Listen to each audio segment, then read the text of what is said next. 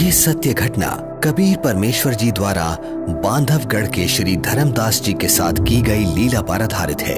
श्री धर्मदास जी का जन्म 1395 विक्रमी संवत 1452 को कार्तिक पूर्णिमा के दिन छत्तीसगढ़ के बांधवगढ़ नगर में हुआ।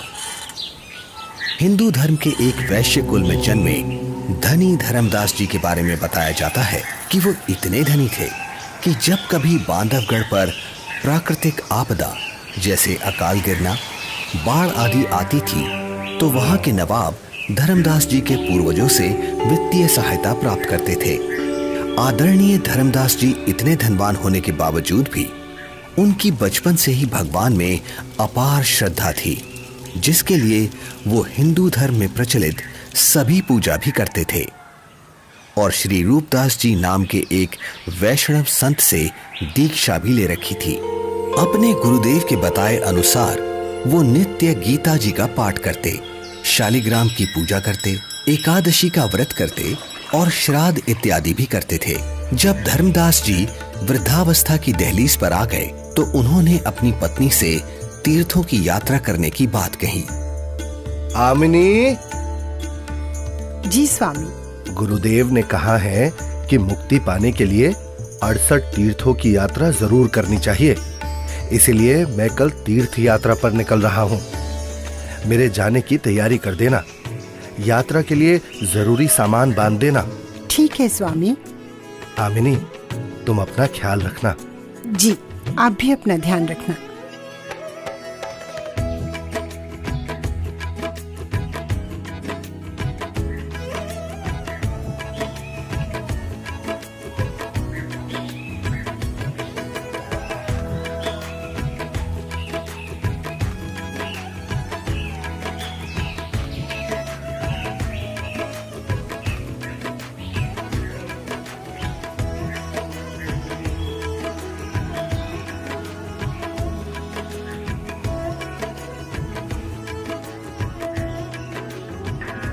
मथुरा में तीर्थों की यात्रा करते हुए एक सुबह धर्मदास जी गोवर्धन पर्वत के पास स्थित एक सरोवर के किनारे पहुंचे।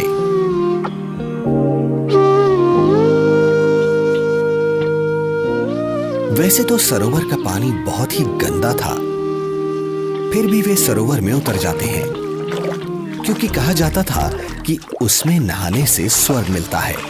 इसलिए धर्मदास जी ने उसमें स्नान किया और फिर अपने ठाकुर जी की पूजा करने लगे। तभी वहां सर्वसृष्टि रचनहार कबीर देव जी काशी शहर से आकर प्रकट होते हैं और एक मुसलमान जिंदा महात्मा का रूप बनाकर धर्मदास जी से थोड़ी ही दूरी पर आकर बैठ जाते हैं। अब धर्मदास जी पवित्र गीता जी को खोलकर उसका ऊंचे स्वर में पाठ करने लगते हैं। बहुनी में व्यतीतानि जन्मानि तव च अर्जुन तानि अहम वेद सर्वाणि न त्वम वेद परंतप। श्री भगवान बोले, हे परंतप अर्जुन, मेरे और तेरे बहुत से जन्म हो चुके हैं, उन सबको तू नहीं जानता, मैं जानता हूँ। न तू एव अहम जातु न आसम न त्वम न इमे जनाधिपाः न च एव न भविष्यामः सर्वे वयम अतः परम।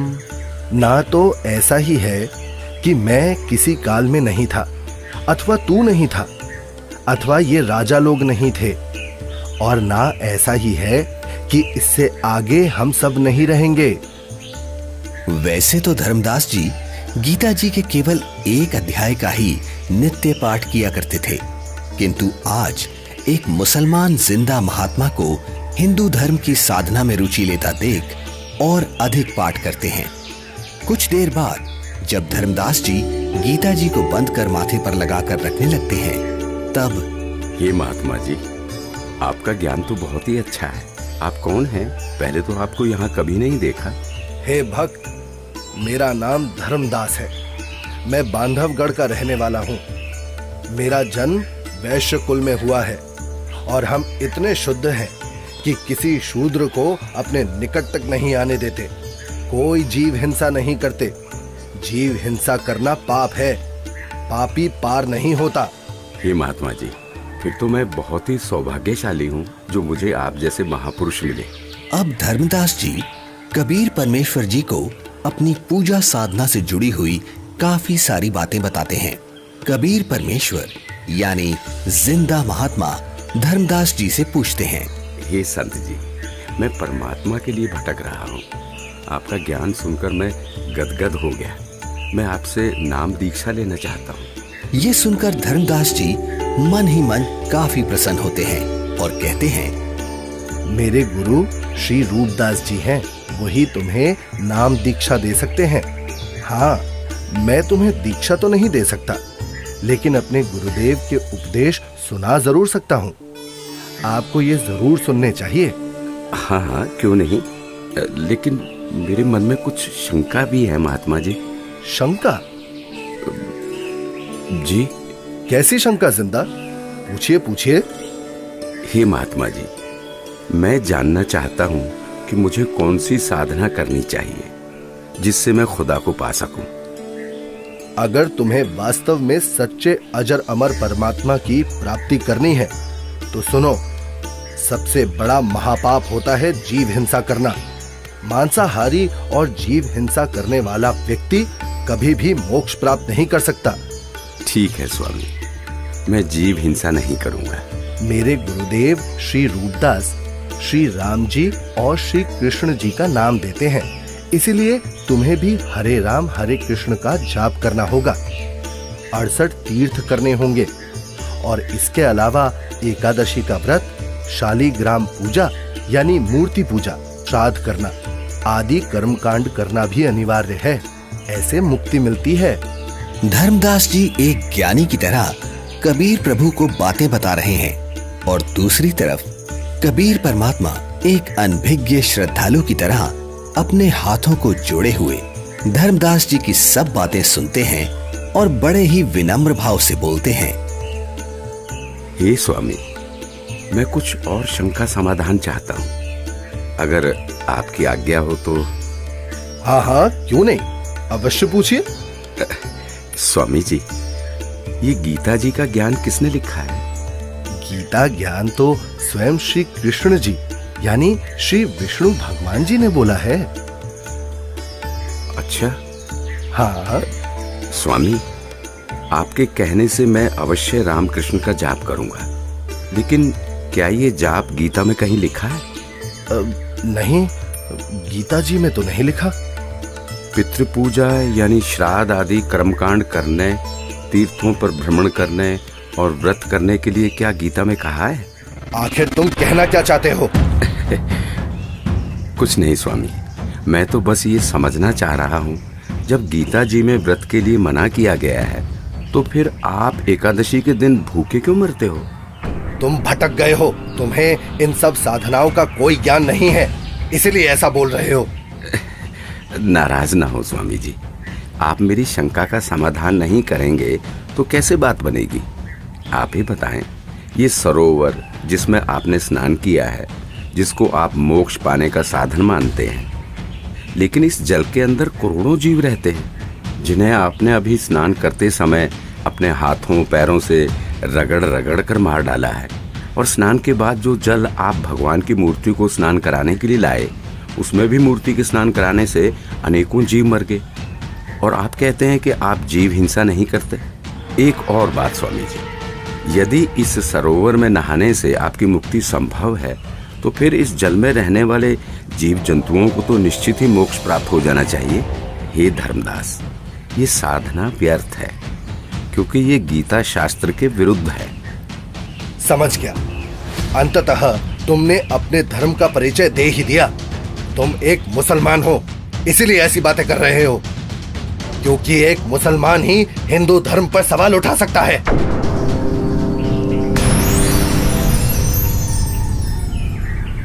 अरे, ये तो गायब हो गए। लगता है ये कोई सामान्य संत नहीं थे।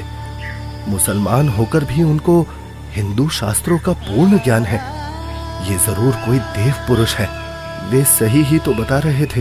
हे परमात्मा, एक बार फिर से वही संत मिले तो मैं अपना हठ छोड़कर नम्र भाव से संपूर्ण ज्ञान समझूंगा। हे भगवान, माफ करो मुझे।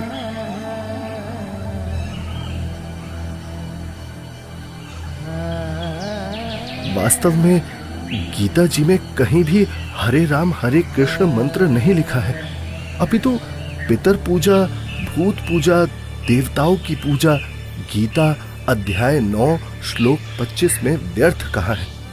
मैं महामूर्ख, मंद बुद्धि, इतना दुर्भाग्यशाली हूं कि संपूर्ण ज्ञान सुने बिना एक महान पुरुष को नाराज कर दिया। हे भगवान, मुझे माफ करो, उस महान आत्मा से फिर मिला दो। मैं इस बार उनकी सारी बातें मानूंगा।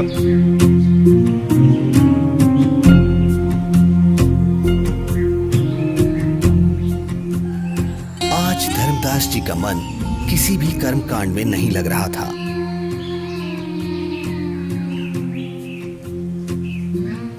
तब उन्होंने सब कार्य छोड़कर खाना बनाने के बारे में सोचा। भगवान का प्रसाद बना लेता हूँ और फिर उन महापुरुष की खोज करता हूँ।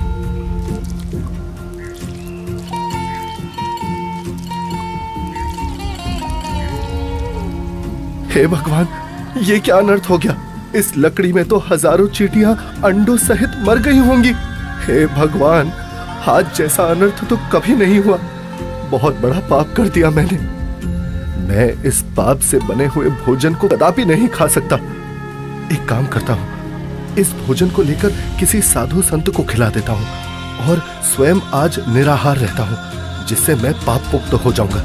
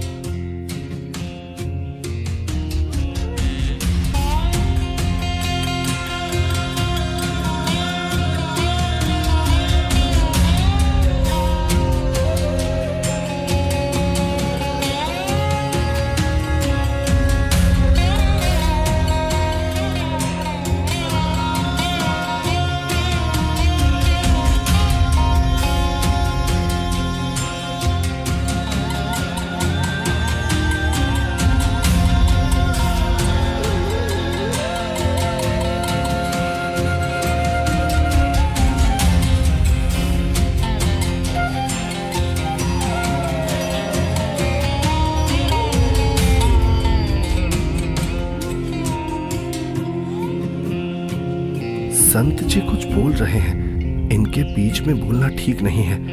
मुझे अवश्य ये सुनना चाहिए। मन तू मान सरोवर नारे, यहाँ न भटका खारे। सूरजमुखी फूल जा फूले, शंख पद्म उजियारा। गंगा यमुना मद सरस्वती, वहाँ त्रिवेणी की धारा। मन तू मान सरोवर नारे, यहाँ न भटका खारे। जहाँ कमोदनी चंद्रगता है, कमल कमल मद तूरा। अनहद नाद अजब धुन होई, जाने सतगुरु पूरा। मन तू मान सरोवर नारे, यहाँ न भटका खारे। ओ गट घाट विषम है दरिया, नहावे संत सुजाना। ओ गट घाट विषम है दरिया, नहावे संत सुजाना। मोक्ष मुक्ति के पर भी ले रे, साक्षी है ससीवाना। मन तू मान सरोवर नारे, यहाँ न भटका खारे। जावा हंस कोलाहल करते हैं, मोती मुक्ता खाही। ऐसा देश हमेश हमोरे, अमृत भोजन पाही मन तू मान सरोवर नारे, यहाँ न भटका खारे। शंखों लहरे मेहर की उपजे, कर नहीं जा कोई। शंखों लहरे वहाँ मेहर की उपजे, कर नहीं जा कोई। दास गरीब अचल अविनाशी, सुख का सागर सोई मन तो मान सरोवर नारे, यहाँ न भटका खारे मन तो मान सरोवर नारे, यहाँ न भटका खारे। जो पहले मिला वो जिंदा महात्मा तो मुसलमान था, और ये लाल वस्त्र पहने हुए संत जी तो अपने हिंदू धर्म के जान पड़ते हैं, और बातें भी बिल्कुल जिंदा महात्मा वाली ही बता रहे हैं। इनका शिष्य बनने में शर्म भी नहीं आएगी। उस जिंदा से उपदेश लूंगा तो लोग निंदा करेंगे कि मुसलमान का शिष्य बन गया। इनसे ज्ञान प्राप्त करना उचित रहेगा। कहते मन मान सरोवर नाण रे, जल के जंतु रे जल माही। आठों बखत बिहान रे, आठों बखत बिहान रे। मन मान सरोवर नाण रे, जल के जंतु रे जल माही। आठों बखत बिहान रे, 184 जल के बासी। ये भुगते चारों खान रे, चेतन वो कजड़ को पूजय गांठ बांध पाषाण रे। भाई मरकट कहाँ चंदन के लेपे, क्या गंग नवाय सवान रे। अर सुधी हो न पूछतास की, वो छोड़ को न बाण रे। 12 कोट जहां जम किंकर, बड़े बड़े दैत हवान रे। धर्म राय की दरगाह माही, ओरई खेचा ताण रे फेरे, ओरी खेचा ताण रे। मैं जो साधना कर रहा हूँ उससे यमदूतों द्वारा दिए जाने वाले कष्ट नहीं टलते। इसका मतलब ये सब साधना तो व्यर्थ है। हे महात्मा जी, कृपया भोजन ग्रहण करें। रख दे धर्मदास, बहुत भूख लगी है। इन्हें कैसे मालूम कि मेरा नाम धर्मदास है? मैं भंडारा करता रहता हूँ, शायद इसीलिए ये मुझे जानते हैं।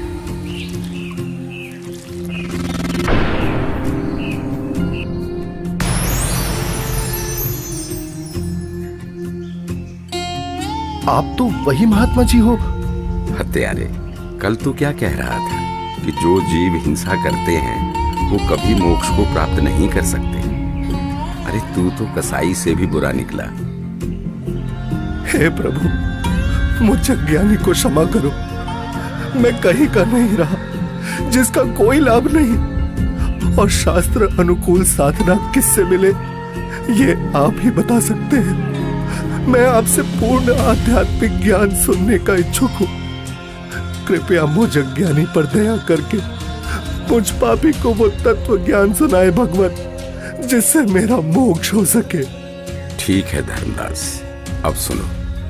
आप एकादशी का व्रत करते हो, जबकि श्रीमद् भगवद गीता अध्याय 6 श्लोक 16 में पढ़ा है कि हे अर्जुन, ये योग यानी भक्ति ना तो अधिक खाने वाले की और ना बिल्कुल ना खाने वाले अर्थात व्रत रखने वाले की, ना अधिक सोने वाले की तथा ना अधिक जागने वाले की सफल होती। इस श्लोक में व्रत रखना पूर्ण रूप से मना है धर्मदास। फिर देख अपनी गीता खोलकर। यहाँ परमेश्वर कबीर देव जी जिंदा रूप में धर्मदास जी को सृष्टि रचना सुनाते हैं और तीनों देवताओं की स्थिति से अवगत कराते हैं कि हे धर्मदास, अभी तक आप जिन भगवानों की यानी ब्रह्मा, विष्णु, महेश की भक्ति कर रहे थे, वो तो पृथ्वी, स्वर्ग और पाताल केवल इन तीनों लोकों में प्रधान है। रजगुण ब्रह्मा है, सतगुण विष्णु और तम गुण शिव जी ये मोक्ष नहीं कर सकते। आप जो भक्ति कर रहे हैं उससे कोई लाभ नहीं होगा। धर्मदास, केवल शास्त्र अनुकूल भक्ति करो। हे महात्मा, आप ये क्या कह रहे हैं? ब्रह्मा, विष्णु, महेश की भक्ति करने से कोई लाभ नहीं होगा? हम उनको कैसे छोड़ सकते हैं? धर्मदास, मैं इन देवताओं को छोड़ने की नहीं कह रहा, बल्कि आपको ये समझा रहा हूँ कि जो पवित्र गीता जी और पवित्र वेद बता रहे हैं, वैसे साधना करने से ही मोक्ष संभव है। हे जिंदा, भगवान विष्णु अखिल ब्रह्मांड के स्वामी हैं और आप उनको केवल 3 लोक के स्वामी बता रहे हैं। यदि फिर से आपने श्री विष्णु को अपमानित किया तो उचित नहीं होगा। मूर्ख के समझावते ज्ञान गाठी का जाए, कोयला होत न उजला, भावे 100 मन साबुन लाए। ये मैंने क्या कर दिया?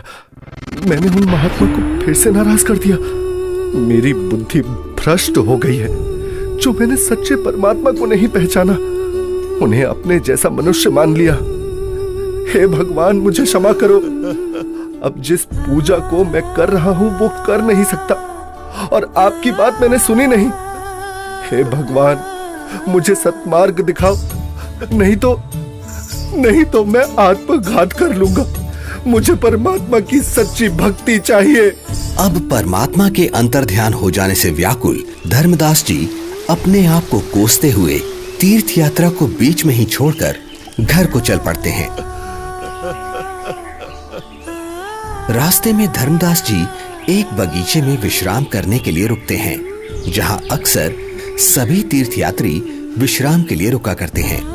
जहां धर्मदास जी चिंतन करते हैं कि पूर्ण परमात्मा की साधना तो मेरे को मिली नहीं और पहले वाली साधना मैं नहीं करूं तो कहीं मैं पाप का भागी ना बन जाऊं। इसलिए धर्मदास जी मूर्ति निकालकर वापस उन्हीं की पूजा करने लगते हैं। तभी दयालु परमात्मा कबीर देव जी पहले की तरह संत रूप बनाकर वहां प्रकट हो जाते हैं, जिन्हें देख धर्मदास की खुशी का ठिकाना ही नहीं रहता। हे परमात्मा, हे मेरे मालिक, बहुत दया करी दाता, मुझ पापी को माफ करे प्रभु। बैठो प्रभु, मैं आपके खाने के लिए कुछ लाता हूँ। नहीं धर्मदास, अभी इच्छा नहीं है। हे भगवान, यदि आप नहीं खाएंगे तो मेरी आत्मा को कष्ट होगा। ठीक है धर्मदास, जो तेरी इच्छा है ले आ खाने के लिए। धर्मदास के काफी आग्रह करने पर और उनके सच्चे भाव को देखकर परमात्मा कबीर जी पेड़े और बताशे खाने लगते हैं। परमात्मा को पेड़े खिलाते हुए धर्मदास जी बहुत प्रसन्न होते हैं। प्रसाद लेने के बाद परमात्मा फिर से ज्ञान चर्चा करने लगते हैं। हे धर्मदास जी, आप यदि अभी भी इस ज्ञान पर विश्वास नहीं कर पा रहे हैं तो क्यों ना आप एक बार अपने गुरुदेव रूपदास जी से ये सब पूछ के देख लो कि क्या ब्रह्मा, विष्णु, महेश के कोई माता पिता हैं या नहीं, और क्या ब्रह्मा, विष्णु, महेश जी की जन्म मृत्यु होती है? क्या ये देवता आपके पाप कर्म काट सकते हैं? क्योंकि जो ज्ञान मैंने आपको बताया है, पुराणों में ये सब स्पष्ट लिखा है। और हाँ धर्मदास, आप अपने गुरु जी से ये भी पूछना कि क्या आप जो भक्ति बता रहे हैं उससे मुझे मोक्ष की प्राप्ति हो जाएगी? हाँ प्रभु, मैं निश्चित ही गुरुदेव से इन शंकाओं का समाधान अवश्य करवाऊंगा।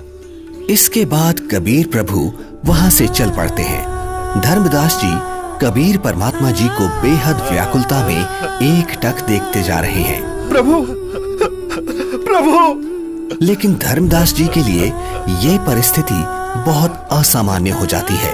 धर्मदास जी इतना व्याकुल हो जाते हैं कि वो परमेश्वर कबीर साहिब जी को छोड़ना नहीं चाह रहे थे और पहले वाली साधना भी छोड़ना धर्मदास जी के लिए बहुत मुश्किल हो रहा था।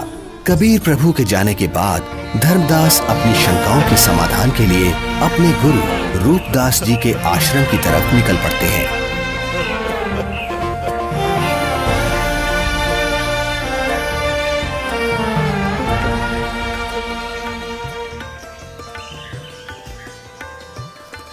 प्रणाम गुरुदेव।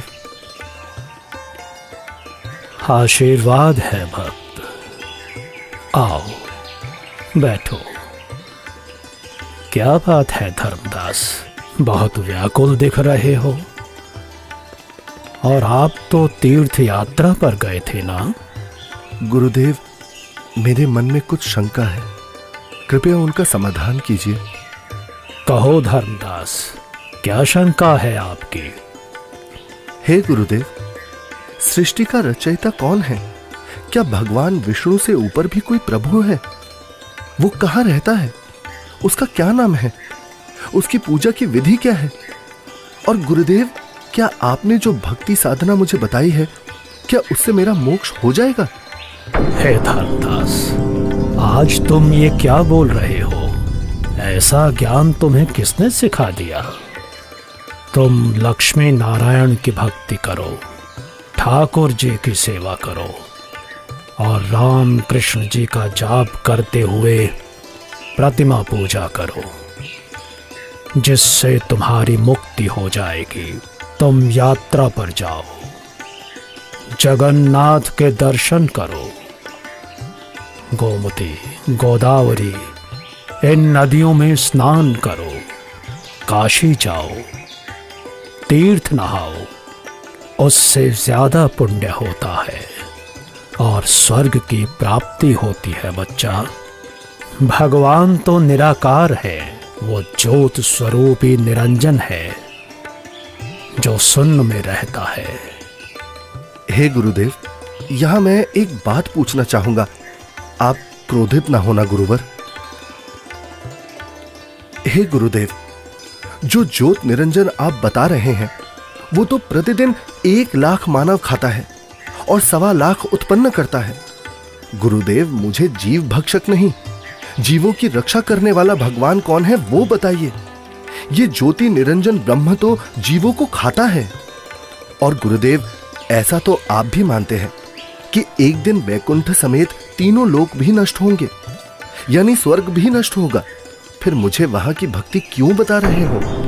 गुरुदेव, मुझे उस अविनाशी स्थान के बारे में बताओ जिसका जिक्र गीता अध्याय 18 श्लोक 62 में किया है कि हे अर्जुन, तू सर्वभाव से उस परमेश्वर की शरण में जा, उसकी कृपा से ही तू परम शांति को और सनातन परम धाम शाश्वतम स्थानम अविनाशी लोक को प्राप्त होगा।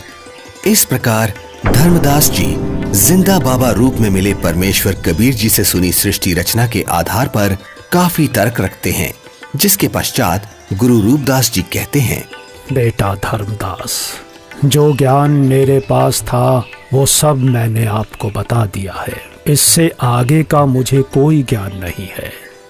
जो महात्मा आपको मिले हैं वो अवश्य ही कोई पहुंचे हुए महापुरुष हैं। हे गुरुदेव, मुझसे कोई गलती हुई हो तो माफ करना, किंतु जिसने मुझे ये तत्व ज्ञान बताया है, अब मैं उन्हीं के चरणों में जाऊंगा। आज के बाद वही मेरे सद्गुरु होंगे। ठीक है धर्मदास, आप उनको अपना सद्गुरु बनाओ और उनके अनुसार बताई साधना कर लो। इसके बाद धर्मदास जी गुरु रूपदास जी को प्रणाम करके वहां से अपने घर की तरफ निकल पड़ते हैं।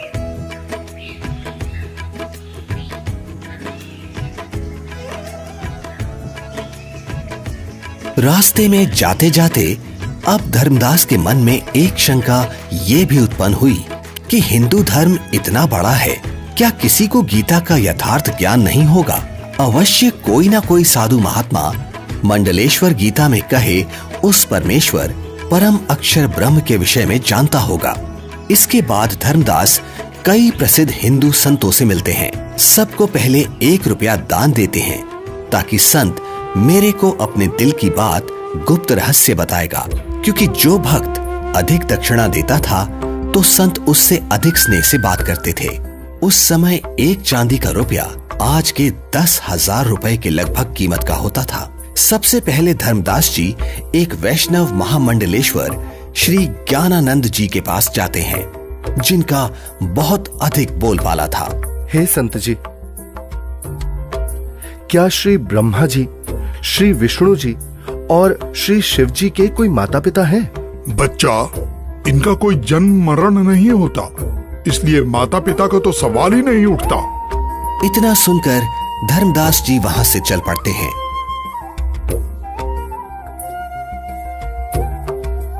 जहां कुछ दूरी पर धर्मदास जी को एक बहुत बड़े विद्वान महात्मा का पता चलता है, जो कि काशी विद्यापीठ से पढ़कर आए हैं और वे शास्त्रों के पूर्ण विद्वान हैं। धर्मदास जी महात्मा के पास जाते हैं और दक्षिणा देकर पूछते हैं, महात्मा जी, गीता जी के अध्याय 18 श्लोक 62 में भगवान श्री कृष्ण ने अपने से अन्य किस परमेश्वर की शरण में जाने को कहा है? भगवान श्री कृष्ण अर्जुन को अपनी ही शरण में जाने को कहते हैं भक्त। श्री कृष्ण जी से ऊपर कोई भगवान नहीं है। इस प्रकार धर्मदास जी बहुत से संत महंत मंडलेश्वरों के पास जाते हैं और सभी से एक जैसे ही प्रश्न करते हैं, किंतु उत्तर किसी का संतोषजनक नहीं मिलता। कोई विष्णु जी को सर्वे सर्वा बताता है तो कोई शिव जी को करता धरता और कुछ तो परमात्मा को निराकार ही बताने वाले मिल जाते हैं। हे भगवान, जीवन नष्ट हो जाता यदि मैं इन संतों से इनके ज्ञान की परीक्षा ना लेता और ये परम संत ना मिलता। यह सोच धर्मदास जी जिंदा महात्मा रूप परमेश्वर को याद करते हुए घर की ओर चल पड़ते हैं।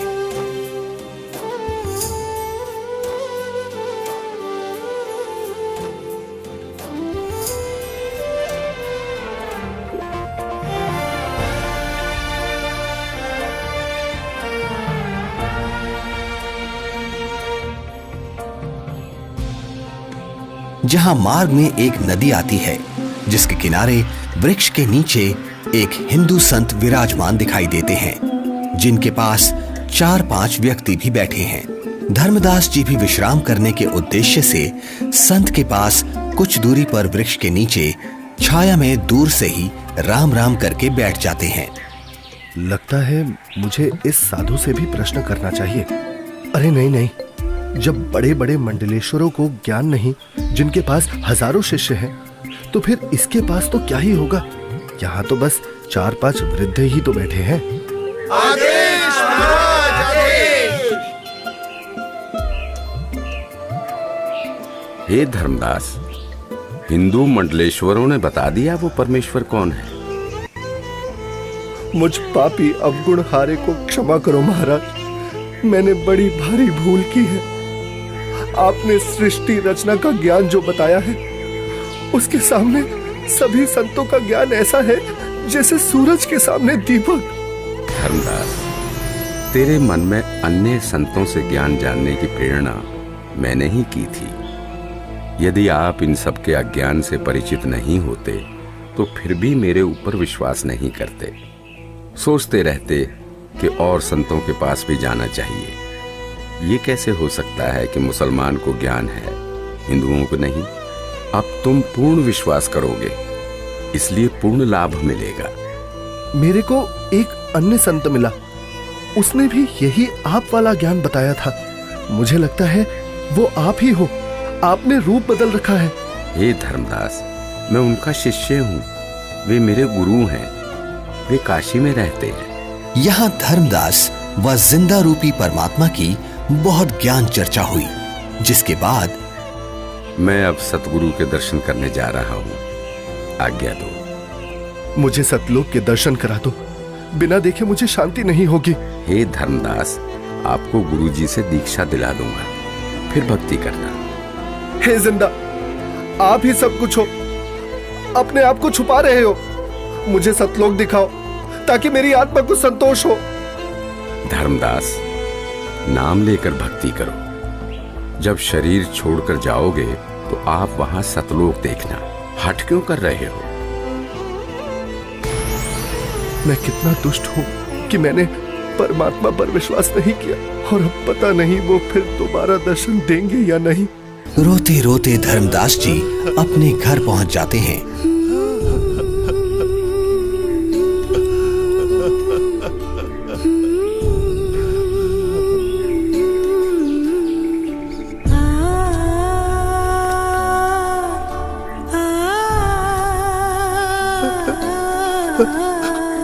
उनकी ऐसी हालत देख और यात्रा से जल्द ही वापस लौटने पर पत्नी आमनी देवी भी हैरान हो जाती है और बार बार धर्मदास जी से उनके रोने का कारण पूछती है, लेकिन धर्मदास जी उन्हें कुछ नहीं बता पाते, केवल रोते ही रहते हैं। फिर काफी देर बाद, क्या हुआ स्वामी, क्या हुआ? कुछ तो बताइए, आखिर क्या हुआ आपके साथ? लगता है इनके पैसे किसी ने लूट लिए हैं। क्यों कच्चा मन कर रहे हो जी? किसी ने यात्रा में आपका धन लूट लिया तो कोई बात नहीं, आपके पास धन की कमी थोड़ी है, और ले जाना, भगवान ने बहुत दे रखा है। आमिनी, यदि रुपए पैसे वाला धन लुट गया होता तो मैं और ले जाता। मेरा तो ऐसा धन लुट गया है आमिनी, जो शायद अब मुझे कभी ना मिले, और वो मैंने अपने हाथों अपनी मूर्खता से गंवाया है। धर्मदास जी जिंदा महात्मा से हुई सर्व ज्ञान चर्चा और उनसे सुनी सृष्टि रचना आमनी देवी को सुनाते हैं। आपने भगवान को क्यों नहीं पहचाना स्वामी? ये क्या किया आपने? बनिया होते हुए भी आप ये सौदा कैसे चूक गए? इसी बात का तो दुख है आमिनी, जीवन में पहली बार मुझसे इतनी भारी भूल हुई है। तावालीन बहे निर्वाणी, मगन रूप साहेब सैलानी, तावा रोवत धर्मनि नागर, कहाँ गए मेरे सुख के सागर। अधिक वियोग हुआ हमसे ती, जैसे निर्धन की लुट जा खेती। कल्प करे और मन में रोवे, दसों दिशा को वो मग रोवे। अधिक वियोग हुआ हमसे ती, जैसे निर्धन की लुट जा खेती। कल्प करे और मन में रोवे, दसों दिशा को वो मग रोवे। हम जाने तुम देह स्वरूपा, हमरी बुद्धि अंधगर कूपा। हम तो मानुष रूप तुम जाना, सुन सतगुरु का किया पियाना। बेग मिलो कर हूँ अपघाता, मैं ना जी हूँ सुनो विधाता। अगम ज्ञान कुछ मोहे सुनाया, मैं जी हूँ नहीं अवगत राया। बेग मिलो कर हूँ अपघाता, मैं ना जी हूँ सुनो विधाता। अगम ज्ञान कुछ मोहे सुनाया, मैं जी हूँ नहीं अवगत राया। तुम सतगुर अवगत अधिकारी, मैं नहीं जानी लीला थारी। तुम अवगत अविनाशी साईं, फिर मोको कब मिलो गोसाई। कमर कसी धर्मदास को पूरब पंथ पयाने, गरीबदास रोवत चले वो बांधो गुड़ अस्थाने। अब धर्मदास रोजाना अपने घर के आसपास, जंगलों में, नदियों के पास, नगरों में और दूसरी अलग अलग जगह पर काफी सारे धर्मगुरु, संत, महंत, मंडलेश्वर, आचार्य, शंकराचार्य के पास जा जाकर परमात्मा को ढूंढने लगे। कहीं वेश बदल कर बैठे हों, इसलिए प्रश्न भी करते कि श्री ब्रह्मा जी, श्री विष्णु जी, श्री शिव जी के माता पिता कौन है, वो परमात्मा कौन है। परंतु उत्तर ठीक नहीं होता था। तो स्पष्ट था ये साधु संत परमात्मा जिंदा नहीं है। 6 महीने तक जिंदा बाबा नहीं मिले। तब एक दिन, हे स्वामी, आप ऐसे मत रोइए, भला रोने से कोई समाधान थोड़ी ना होगा। कुछ याद कीजिए स्वामी, उन्होंने कुछ तो बताया होगा कि वो किस प्रकार मिलते हैं, कहाँ मिलते हैं। हाँ, याद आया आमिनी, उन्होंने ज्ञान चर्चा करते समय बताया था। जहाँ कहीं भी धर्म भंडारे चल रहे होते हैं, मैं वहाँ जरूर उपस्थित होता हूँ और अपनी प्यारी आत्माओं को ज्ञान समझाता हूँ। धर्मदास, क्या धर्म भंडारा? फिर तो स्वामी क्यों ना हम धर्म भंडारा ही करवा दें। हाँ, यही सही है। 3 दिन का धर्म भंडारा करते हैं।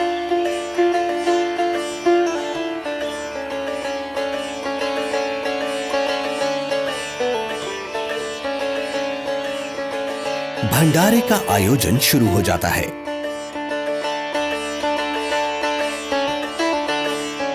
दूर दूर से साधु महात्मा भंडारे में आने लगते हैं।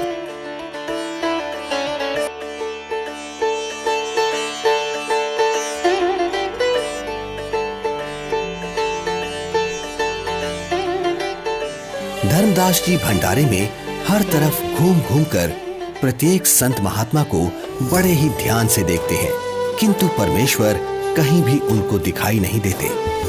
2 दिन बीत जाते हैं। धर्मदास जी बहुत मायूस हो जाते हैं और एकटक रास्ते को ही निहार रहे हैं। आज वो मन ही मन संकल्प कर लेते हैं कि प्रभु, आप मुझे अपराधी को दर्शन नहीं दे रहे। हे परमात्मा, आज अगर आप नहीं मिले तो मैं आत्मघात कर लूंगा। तभी अचानक धर्मदास जी की नजर कुछ ही दूरी पर एक कदम के वृक्ष के नीचे जाती है, जहां वही पूर्ण परमात्मा कबीर परमेश्वर जी उसी जिंदा महात्मा के रूप में विराजमान होते हैं, जिन्हें देखकर तो धर्मदास जी की खुशी का ठिकाना ही नहीं है। धर्मदास परमात्मा की तरफ इस प्रकार दौड़ते हैं जैसे भूखे को भोजन और प्यासे को पानी मिल जाता है। हे परमात्मा, हे भगवान, अब मैं आपको कहीं जाने नहीं दूंगा। मेरी भूल क्षमा करो प्रभु। मैं बस आपकी ही भक्ति करना चाहता हूँ। मैं भविष्य में कोई गलती नहीं करूंगा। हे दीनदयाल, मुझे अज्ञानी को माफ कर दो। मैंने अज्ञानतावश आपको बहुत कटु वचन बोले। मुझे माफ करो परवरदिगार, मुझे माफ करो। जब धर्मदास जी ने अपनी गलती की क्षमा मांगी और कभी ऐसी गलती ना करने का बार बार वचन दिया, तब परमात्मा धर्मदास जी के घर गए।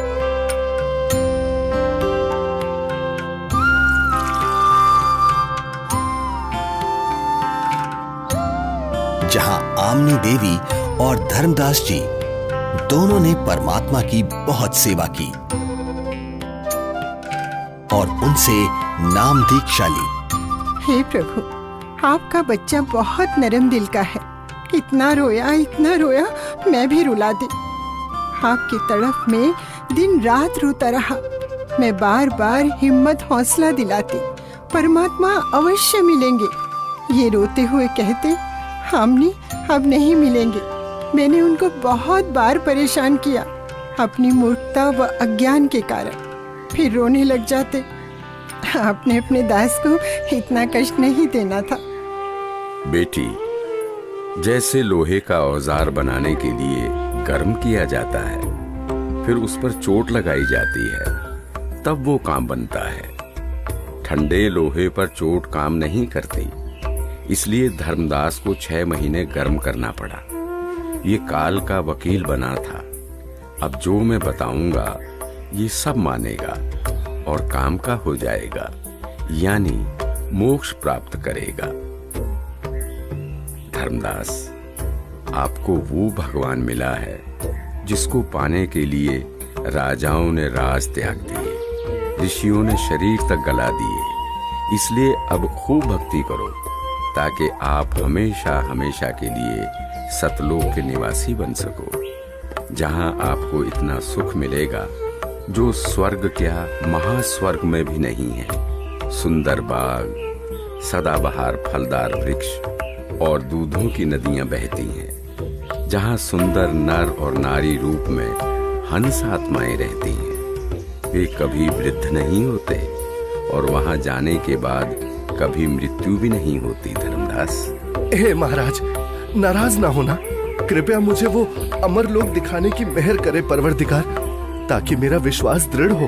आप भक्ति करो। जब शरीर त्याग कर जाओगे तो सतलोक को ही प्राप्त करोगे। धर्मदास जी के अधिक आग्रह करने पर कबीर परमेश्वर जिंदा रूप में धर्मदास जी की आत्मा को निकालकर ऊपर सतलोक में ले जाते हैं। सतलोक, जहां दरबार के द्वार पर खड़े द्वारपाल को परमेश्वर ने कहा कि धर्मदास जी को परमात्मा के दर्शन कराओ। जिंदा रूप परमात्मा पीछे से अपने सिंहासन के पास चले गए, जिसके कुछ ही देर बाद देखते ही देखते वहां पर बहुत सारे हंस तथा हंसनी इकट्ठे होकर नाचते गाते हुए धर्मदास जी को परमेश्वर के सिंहासन के पास लेकर जाते हैं, जहां परम अक्षर ब्रह्म कबीर साहिब जी, जिनके एक रोम का प्रकाश करोड़ों सूर्य और करोड़ों चंद्रमा के प्रकाश से भी कई गुना अधिक था, वो एक बहुत ही सुंदर सिंहासन पर विराजमान है। जिंदा रूप में नीचे से गए परमात्मा तख्त पर विराजमान अपने ही दूसरे स्वरूप पर चंवर करने लगते हैं, जिसे देख धर्मदास जी सोचते हैं कि जिंदा महात्मा तो परमेश्वर का सेवक है। धर्मदास जी इतना सोच ही रहे थे कि कुछ ही देर में तख्त पर विराजमान परमात्मा खड़े हो जाते हैं और जिंदा महात्मा तख्त पर विराजमान हो जाते हैं तथा तेजोमय परमात्मा जिंदा महात्मा पर चंवर करने लगते हैं, जिसे देख धर्मदास जी हैरान हो जाते हैं कि तेजोमय परमात्मा जिंदा महात्मा पर चंवर क्यों कर रहे हैं। आखिर ये जिंदा महात्मा है कौन? इतने में तेजोमय शरीर वाले परमात्मा जिंदा महात्मा के शरीर में समा जाते हैं और चंवर अपने आप होने लगता है। धर्मदास, मैं ही संपूर्ण सृष्टि का रचयिता हूं। मेरा ही नाम कबीर देव है। मैं ही चारों युगों में पृथ्वी पर प्रकट होता हूं। वर्तमान में मैं अपने वास्तविक नाम कबीर नाम से काशी नगर में प्रकट हूं, जहां एक साधारण मनुष्य की भांति लीला कर रहा हूं और जुलाहे रूप में रहता हूं। धर्मदास, काल जाल में फंसे अपने बच्चों को भक्ति का धनी बनाकर उनके इस वास्तविक घर सतलोक में वापस लाने के लिए वहां प्रकट हुआ हूं। हे सर्वसृष्टि रचनहार, मैं बहुत दुष्ट हूं। मैंने आपको कितना दुखी किया, कितना अपमानित किया। मुझे माफ कर दो परवरदिगार, मैं बहुत नीच हूं, माफ कर दो मुझे। हे परमात्मा, आपने ये इतना प्रकाशमान रूप पृथ्वी पर क्यों नहीं प्रकट किया? क्यों छुपा रखा है? हे धर्मदास, यदि इसी रूप में नीचे जाऊं तो किसी की भी आंखें इस प्रकाश को सहन नहीं कर सकती। दूसरी बात, काल ब्रह्म यानी ज्योति निरंजन का डर के मारे हाल बेहाल हो जाएगा। इसलिए काल के लोक में गुप्त रहकर जीवों को ज्ञान सुनाता हूं, उनका कल्याण करता हूं। धर्मदास, अब आप नीचे जाकर खूब भक्ति करो और वहां काल जाल में फंसे अपने सभी भाई बहनों को भी समझाओ। सत्य का गवाह बनो कि ये काशीवासी जुलाहा सर्व सृष्टि रचनहार है, सबका धारण पोषण करने वाला है, परम अक्षर ब्रह्म यानी सत्य पुरुष अविनाशी परमेश्वर है।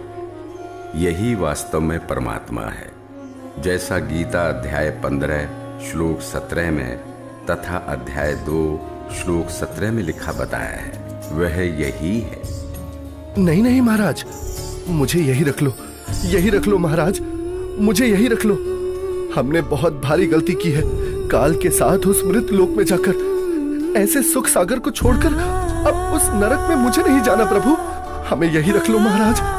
धर्मदास जी को रोता देख परमात्मा उनको समझाते हैं और वहीं दूसरी तरफ पृथ्वी पर धर्मदास जी को 3 दिन से अचेत देखकर घर परिवार, गांव, रिश्तेदार, मित्र प्यारे सभी इकट्ठा हो जाते हैं। कोई झाड़ फूंक करा रहा था तो कोई वैद्य से उपचार करा रहा था, किंतु किसी को आशा नहीं रही थी कि धर्मदास जी जिंदा हो जाएंगे। आमिनी देवी का भी रो रो कर बुरा हाल हो जाता है। तब तीसरे दिन परमात्मा ने धर्मदास जी की आत्मा को शरीर में प्रवेश करा दिया। धर्मदास जी अपने चारों ओर खड़े रिश्तेदारों को और पत्नी आमिनी देवी को रोता देख आश्चर्यचकित हो जाते हैं। क्या हुआ आप सभी को? आप ऐसे रो क्यों रहे हैं? हे भगवान, तेरा लाख लाख शुक्र है। क्या हुआ है आमिनी, कुछ तो बताओ। स्वामी, आप 3 दिन से अचेत थे। हम सभी को तो लग रहा था आप नहीं बचेंगे। आमिनी, वो जिंदा महात्मा ही सर्व सृष्टि के रचनहार हैं। उनके सामने ब्रह्मा, विष्णु, महेश, दुर्गा, गणेश, क्षर पुरुष, अक्षर पुरुष कुछ भी नहीं है। वही मुझे अपने सतलोक लेकर गए थे। वहां हम सभी के बड़े बड़े महल हैं, दूधों की नदियां, सदाबहार फलदार वृक्ष हैं। वहीं एक बहुत ही विशाल और भव्य सिंहासन पर पूर्ण ब्रह्म कबीर साहिब जी विराजमान हैं, जिनके एक रोमकूप के सामने करोड़ों सूर्य और चंद्रमा भी फीके हैं। सतलोक का वर्णन करते हुए अचानक धर्मदास जी को परमात्मा के काशी में प्रकट होने वाली बात याद आती है, जिसके बाद धर्मदास जी काशी नगर में जाकर कबीर जुलाहे रूप में आए परमात्मा की झोपड़ी का पता करते हैं। जहां असंख्य ब्रह्मांडों के स्वामी कबीर परमेश्वर जी को कपड़ा बुनने का कार्य करते देख धर्मदास जी को बड़ा ही आश्चर्य होता है। हे प्रभु, मुझ अज्ञानी को क्षमा करो प्रभु। मुझे विश्वास नहीं हो रहा था कि आप ही परमात्मा हैं, आप ही परम अक्षर ब्रह्म हैं। इस वेशभूषा में तो आपको कोई भी नहीं पहचान सकता। इसके बाद परमेश्वर कबीर जी ने धर्मदास जी को सतनाम दिया, जिसे पाकर धनी धर्मदास जी बहुत खुश होते हैं। हे प्रभु, बड़ी दया करी आपने, मेरा तो जीवन सफल हो गया। बेटा धर्मदास, अब आप अपने घर जाओ और भक्ति करो, मैं वहीं आऊंगा। जी जरूर आना परमात्मा, वहां मेरे बेटे को भी समझाना और आमिनी को भी सतनाम देना। ठीक है बच्चा, मैं जरूर आऊंगा। हे परमात्मा, आप बहुत दयालु हो जो आपने हमें शरण में ले लिया। हे प्रभु, आपने हम दोनों को तो शरण में ले लिया, किंतु मेरा इकलौता पुत्र नारायण दास, वो काफी समझाने के बावजूद भी आपके इस सत्य ज्ञान को स्वीकार नहीं कर रहा। बेटा धर्मदास, तेरे बेटे नारायण दास के रूप में काल ने तुम्हारे घर पर अपना दूत भेज रखा है। वो नहीं मानेगा। आप इसको मत देखो, अपनी भक्ति पर ध्यान दो। यह बात सुनकर धर्मदास को बहुत दुख हुआ और विश्वास नहीं हुआ कि मेरा बेटा नारायण दास काल का दूत है। परमात्मा समझ गए कि धर्मदास पुत्र मोह में अपना जीवन नष्ट करेगा। धर्मदास, आप पुत्र को बुलाओ, मैं भी समझाता हूँ। बच्चा है, मान जाए तो। बेटा नारायण दास, आज गुरुजी आए हैं, उनके चरण स्पर्श कर आशीर्वाद ले ले, तेरा भी कल्याण हो जाएगा बेटा। पिताजी, आपके ऊपर इस जुलाहे ने जादू कर दिया है, आपका दिमाग खराब कर दिया है। आपने देवी देवताओं व पितर पूजा छोड़ दी है। मैं उसकी शक्ल भी नहीं देखना चाहता। बेटा, एक बार चल, फिर ना जाना। धर्मदास जी के अधिक आग्रह करने पर नाराज अवस्था में नारायण दास चल पड़ता है। जाकर थोड़ी दूरी पर कमरे में सतगुरु के सामने बैठ जाता है। परमात्मा समझाने लगते हैं, किंतु नारायण दास कुछ भी समझने को तैयार नहीं होता। बेटा, पूर्ण परमात्मा की भक्ति करो, आपका भी मोक्ष हो जाएगा। मैंने नहीं सुननी आपकी झूठी कहानी। धर्मदास, देख, बेटा नारायण दास कितना सुंदर है, भोला भाला है।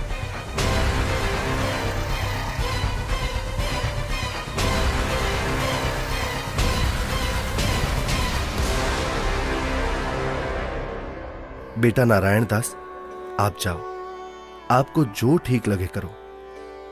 हे भगवान, मेरा वंश तो काल का वंश बन गया, दया करो दाता, अब मेरे वंश का क्या होगा? वंश का क्या करेगा बेटा, यहां से पीछा छुड़वा ले धर्मदास। धर्मदास जी का रो रो कर बुरा हाल हो जाता है। तब कबीर परमात्मा जी अपना आशीर्वाद भरा हाथ धर्मदास जी के सिर पर रखते हुए कहते हैं, ठीक है धर्मदास, तेरे घर पर मैं अपना हंस भेजूंगा। तू वंश की चिंता करता था धर्मदास, तेरा 42 पीढ़ी तक वंश चलेगा, तू चिंता मत कर। तुम्हारे घर पर एक पुत्र उत्पन्न होगा, उसका नाम चूड़ामणि रखना। इस उम्र में बच्चा? हे भगवान, ये कैसे संभव है? उधर देखो बेटा, 10वें महीने आमनी के गर्भ से तुम्हारे घर ये बेटा जन्म लेगा।